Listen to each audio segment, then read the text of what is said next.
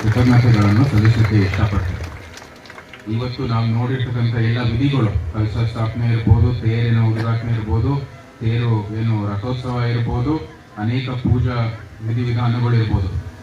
ಒಂದು 2000, 3000, 5000, 10,000 ವರ್ಷ ಹಿಂದೆ ಹೋಗಿದ್ರು ಸಹ ನಮ್ಮ ಪೂರ್ವಜರು ಅದೇ ಅಂತೆ ಈ ವಿಧಿವಿಧಾನಗಳನ್ನು ಅನುಸರಿಸ್ತಾ ಇದ್ರು. ಅದು ಭಾರತದ ಅನ್ಯೋನ್ಯತೆ ಅಂತ ಹೇಳಿದ್ರೆ ತಪ್ಪಾಗಲ್ಲ. ಅನನ್ಯವಾದ ಪಾರಂಪರೆ ನಮ್ಮ ಭಾರತದಲ್ಲಿದೆ. ಅದರ ರಕ್ಷಣೆ ಮಾಡ್ತಾ ನಾವು ಮುಂದುವರಿಬೇಕಾಗಿರುವಂಥದ್ದು ಎಲ್ಲಕ್ಕಿಂತ ಮುಖ್ಯವಾದದ್ದು ಅಂತ ಹೇಳ್ತೀವಿ. ಯಾಕೆಂದರೆ ಭಾರತ ಇವತ್ತು ತಮ್ಮ ಏನೇನು ಸಂಕಷ್ಟಗಳಾಗಿದೆ, 700 ವರ್ಷದಲ್ಲಿ ಅನೇಕರು ಬಂದು ನಮ್ಮ ಮೇಲೆ ದಾಳಿ ಮಾಡಿ ಬ್ರಿಟಿಷ್ ಕಾಲದಲ್ಲಿ ಏನು ಸಂಕಷ್ಟಗಳು ಸಹಿಸಬೇಕಾಗಿತ್ತು, ಅದೆಲ್ಲನೂ ಕೂಡ ತಡೆಯುವಂಥದ್ದು ಶಕ್ತಿ ಬಂದಿದೆ. ಅದು ಬರೀ ನಮ್ಮ ಧರ್ಮದಿಂದ, ನಮ್ಮ ಸಂಸ್ಕೃತಿಯಿಂದ ಹೇಳಿದ್ರೆ ತಪ್ಪಾಗಲ್ಲ.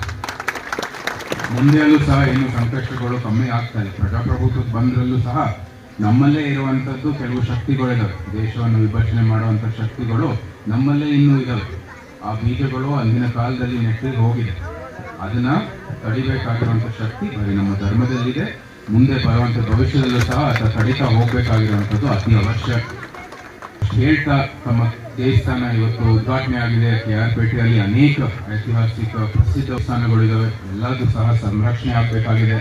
ಬರೀ ಧರ್ಮದ ಅಭಿವೃದ್ಧಿ ಅಲ್ಲ, ಇಡೀ ಊರಿಗೆ, ಇಡೀ ಪಟ್ಟಣಕ್ಕೆ, ಒಂದು ನಗರಕ್ಕೂ ಸಹ ಅದು ಸಾಂಸ್ಕೃತಿಕ ಕಾರ್ಯ ಬೇಕಾಗಿದೆ. ಮುಂಚೆ ಸಂಗೀತ ಸೇವೆ ನಡೀತಾ ಇತ್ತು, ನಾಟ್ಯ ಸೇವೆ, ಏನೇನು ಸೇವೆಗಳು ನಡೀತಾ ಇತ್ತು. ಅದೇನಕ್ಕೆಲ್ಲ ಅಂದ್ರೆ ಒಂದು ದೇವಸ್ಥಾನದಿಂದ ಇಡೀ ಸಂಸ್ಕೃತಿಯ ಒಂದು ಪೋಷಕರ ಸ್ಥಾನದಲ್ಲಿತ್ತು. ದೇವರು ಅಲ್ಲಿ ಇವಾಗ ಉದಾಹರಣೆಗೆ ತಮ್ಮ ದೊಡ್ಡಕೇರಮ್ಮನವರು ಪೋಷಕರ ಸ್ಥಾನದಲ್ಲಿ. ಅದೇ ರೀತಿ ತಾಯಿ ಚಾಮುಂಡೇಶ್ವರಿಯಲ್ಲೂ ಸಹ ಇಂಥ ಒಂದು ಸೇವೆಗಳು ನಡೀತಾ ಇತ್ತು.